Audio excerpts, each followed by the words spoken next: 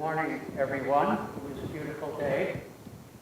We'll take the advice of the reading and use our common sense and shift to those who love God are more important than a scripture which can't talk back to us.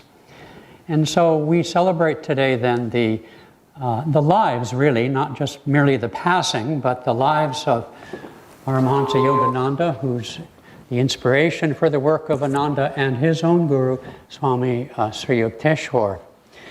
Yogananda, on this day in 1952 at the Biltmore Hotel at a gala dinner for the Indian ambassador to America, in front of a large group of people, left his body, speaking of his India as he prophesied he would. Swami Sri Yukteswar, some years earlier, 1936, left his body in the seaside resort town, temple town actually, of Puri. And I'm going to read a little bit about that particular story. So to celebrate this, I'll share some things about Sri Yukteswar and especially his relationship with Yogananda, and Padma will talk a bit about Paramahansa Yogananda. Yesterday we had a lovely retreat. In the morning, many of us attended, and we got to share more about the life of Sri Yukteswar, quite an interesting life, not what it appears necessarily from the autobiography. But let's go to chapter 42 of the autobiography, Last Days with My Guru. You know, in 1926, Sri Yukteswar told close friends and disciples that he would leave his body, essentially in 1936. He said, and he was a renowned astrologer, he said, in 10 years, I see a hitch over which I cannot overcome. And so before 1936, 1935, or even before, they were communicating in different ways between each other. And Sri Yukteswar wanted Yogananda to come back to India. He had been there 15 years in America here, and he called him home. He even said at one point, I don't care if he comes back with a return ticket, meaning he would return to America. And Yogananda came very close to not returning to America, but that, of course, is a different story. The following evening, when he had news of his guru's impending illness, I set out for the train. On the way at 7 o'clock, a black astral cloud suddenly covered the sky. Later, while the train roared towards Puri, a vision of Sri Yukteswar appeared before me. He was sitting very grave of countenance, with a light on either side. Is it all over? I asked with beseeching arms. He nodded, then slowly vanished. As I stood on the Puri platform the following morning, some of us took that overnight train once, didn't we? Still hoping against hope, an unknown man approached me. Have you heard that your master is gone? This man left me without another word. I never discovered who he was or how he had known where to find me.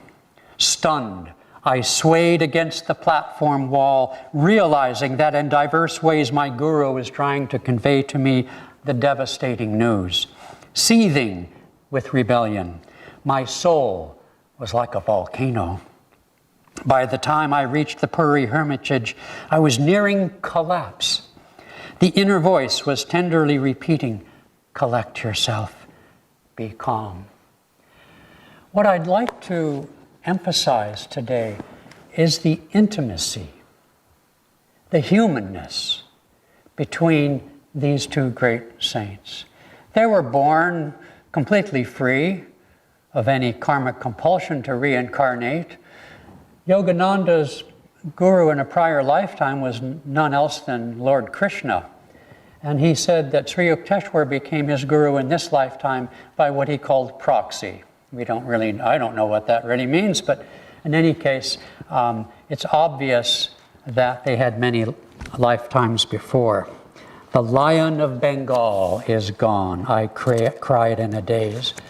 And so he, at least by his own recollection, had to collect himself from the grief, the stunning realization that was always there in his mind. He knew his guru was going, but yet he played the human drama. In chapter 10, I Meet My Master, Sri Yukteswar, is the first time they met, of course, but it is very illustrative of the connection between these souls. It says, I reached the narrow lane in Benares. My quick glance revealed the quiet figure steadily gazing in my direction. A few eager steps, and I was at his feet. Gurudeva, Gurudeva. The divine face of Sri Yukteswar was none other than he of my 1,000 visions. He knew who he was. These halcyon eyes, holding a promise I had not fully understood in those past visions. Oh, my own, you have come to me. You have come to me. Sri Yukteswar uttered these words again and again in Bengali, his voice tremulous with joy. How many years, he said, have I waited for you? He knew. We entered a oneness of silence. Words seemed the rankest superfluities. Eloquence flowed in soundless chant from heart of master to disciple. With an antenna of irrefragable insight, I sensed that my guru knew God and would lead me to him. Later, as we made our way to the stony balcony of a house overlooking the Ganges, he said affectionately, I will give you all my hermitages and all that I possess. Sir, Sri Yogananda said, I come for wisdom and God contact. Those are your treasure troves. The swift Indian twilight had dropped its half curtain before my master spoke again. His eyes held unfathomable tenderness. I give you my unconditional love, Sri Yukteswar says to Yogananda. Precious words. A quarter century elapsed before I had another proof of his love. His lips were strange to ardor. Silence became his oceanic heart. Will you give me the same unconditional love? He gazed at me with childlike trust. I will love you eternally, Gurudeva. Later that evening, towards midnight, as their conversation, they had a meal together. Sri Yukteswar said to Yogananda, this was 1910, so Yogananda was 17 years old. You should go back to Calcutta. Why exclude relatives from your love of humanity? His suggestion dismayed me. My family was predicting my return, though I had been unresponsive. Sir, I am not returning home, but I will follow you anywhere. Please give me your address and your name. My chief hermitage is in Serampore on Raigat Lane. I am visiting my mother here in Benares for only a few days. You will come to me in 4 weeks. For the first time, Sri Yukteswar's voice was stern. Now I have told of my eternal affection and have shown my happiness at finding you. That is why you disregard my request. The next time we meet, you will have to reawaken my interest. I won't accept you as a disciple easily. There must be complete surrender by obedience to my strict training. Yogananda writes, I remained obstinately silent. My guru easily penetrated my difficulty. I can never turn pages with my hands. Do you think your relatives will laugh at you? I will not return, Yogananda said. You will return in 30 days, Sri Yukteswar said. Never. Can you imagine? Bowing reverently at his feet, I departed without lightening the controversial tension.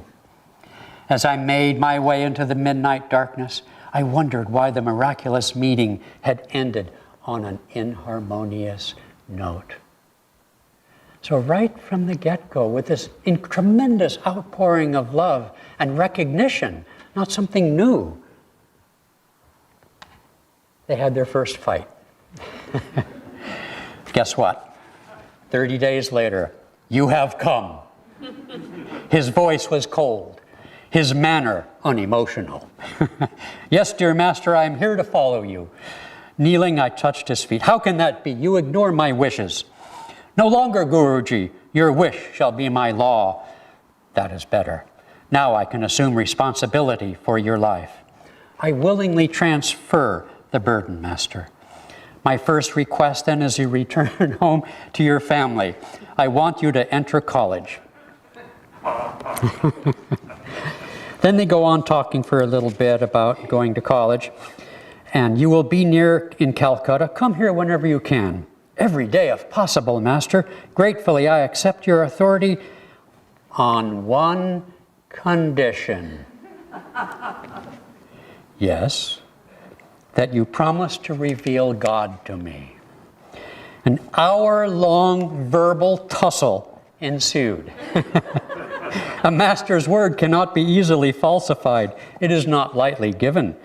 The implication and the pledge open out in vast metaphysical vistas. A guru must be on intimate terms with the Creator indeed before he can obligate him to appear. I sensed Sri Yukteswar's unity and was determined as my disciple to press my advantage. Finally, after an hour, you are of exacting disposition. Master's consent rang out with compassionate finality. Let your wish be my wish. However, the relationship went on. Less than 6 months later, being at the ashram, Yogananda was seized by one of those things that seize the minds of all people, but even disciples, that are that take you off on a detour.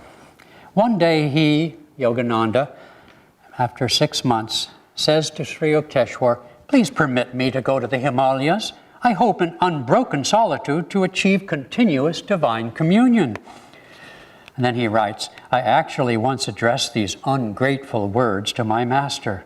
Seized by one of those unpredictable delusions which occasionally assail the devotee, I felt a growing impatience with hermitage duties and college studies. A feebly extenuating circumstances that he had only been there 6 months. Sri Yukteswar's curt reply was, many hillmen live in the Himalayas, yet possess no God perception. And then my guru went on slowly and simply, wisdom is better sought from a man of realization than from an inert mountain. I think we all love this next sentence and two. Ignoring Master's plain hint that he, not a hill, was my teacher, I repeated my plea, and Sri Yukteswar vouchsafed no reply. I took his silence for consent, a precarious interpretation readily accepted at one's convenience. So, let's just see. I have absolutely no oil on my fingers. There we go. One last one I'll share with you. I don't know the timeline for this, but one day Yogananda's father, who is also a devotee, as you know, arrived to Serampore, which is about 12 miles upriver from Calcutta, across the river and upriver. So it's not very far. You can take a train there even. Father arrived one day to pay his respects to Sri Yukteswar. My parent expected very likely to hear some words in my praise. He was shocked to be given a long account of my imperfections. Father rushed to see me. From your guru's remark, I thought to find you a complete wreck. My parent was between tears and laughter. The only cause for Sri Yukteswar's displeasure at the time was that I had been trying, against his gentle hint, to convert a certain man to the spiritual path. Now this man, who he did, quote, convert to the spiritual path, was later to betray him. And Sri Yukteswar obviously knew that. But in later years, Yogananda revealed to others, including Kriyananda, that he knew all along, but he was trying to help the man. He was willing to risk the betrayal of this man in order to help him spiritually. Anyway, so with indignant speed I sought out my guru. He received me with downcast eyes, as though conscious of guilt. It was the only time I ever saw the divine lion meek before me. The unique moment was savored to the full. Sir, why did you judge me so mercilessly before my astounded father? Was that just? I will not do it again. Master's tone was apologetic. Instantly, I was disarmed. How readily the great man admitted his fault. Though he never again upset Father's peace of mind, Master relentlessly continued to dissect me whenever and wherever he chose. That's it? That's it. All right, well, I was reminded of what he's like when he tells stories to his grandchildren at night. I felt like one of those grandchildren. It was rather fun. I was going to talk briefly about Yoganandaji this morning. And I remember towards the end of Swami Kriyananda's life, Yogananda's direct disciple and Ananda's founder, well, not all the way at the end, but maybe in the last 15 years or so, Swamiji, as we used to call him, encouraged us, or he had the insight, that at Yogananda's birthday on January 5th, we celebrate his life and teachings. And at his Maha Samadhi on today, that we celebrate the universality of his teachings. And when I was trying to tune into that a little bit for today, I realized that there's no better example of that universality than his own autobiography, which is filled with stories. Of course, he begins his autobiography by saying that the entire book, basically, is based on the disciple-guru relationship. Very first sentence. And then he goes on and spends his entire youth essentially searching for his guru. And then he finally finds his guru, as Riemann so beautifully read to us, Sri Yukteswar, and he totally dives into attunement to his guru's teachings. And yet, he also continues to visit many other great saints, doesn't he? But never to approach them, worship them as the guru, but to appreciate their love for God, their mutual love for God, and to appreciate the underlying similarity between truth to traditions. And so I looked through the book, and I'm just reading off the chapter headings here. We have the Tiger Swami, the Levitating Saint. We have Master Mahashai. And then, of course, after that, he meets Sri Yukteswar. Then we have Ram Gopal Muzumdar. Then we have the Mohammedan wonder worker. Then we have, let's see, he meets Tagore, but that's a slightly different thing. And then he meets Lahiri's wife, Kashimoni Lahiri. Then he meets some of the rest of this lineage. Then he meets Teresa Neumann, the Catholic stigmatist.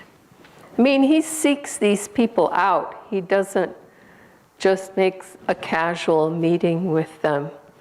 He seeks them out, and he shares love for God with them. I'm not there yet. Yeah. Then he meets Anandamoy Ma. Then he meets Giribala. And those are the only chapter headings. And within all of that, he meets a few others as well. And so, pardon? Luther Burbank, who he dedicates this entire book to, an American saint.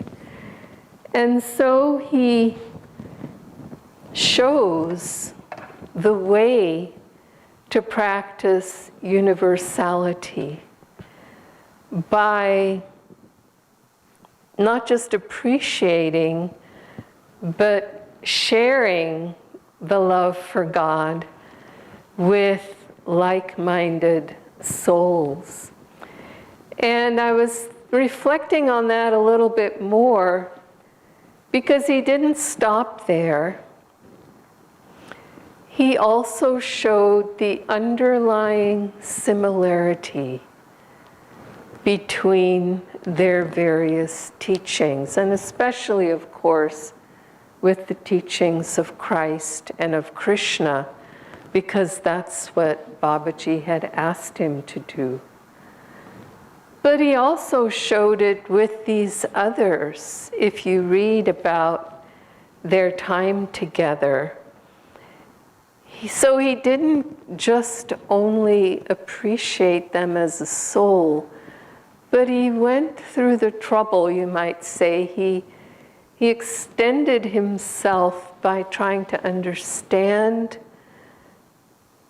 their love for God and share it in such a way that it showed why it was pure, why it was wholesome, why it was rooted in wisdom, because it was showing, he was showing the underlying similarity between all faith traditions. And yet, he had his own spiritual path that he dove really deep into.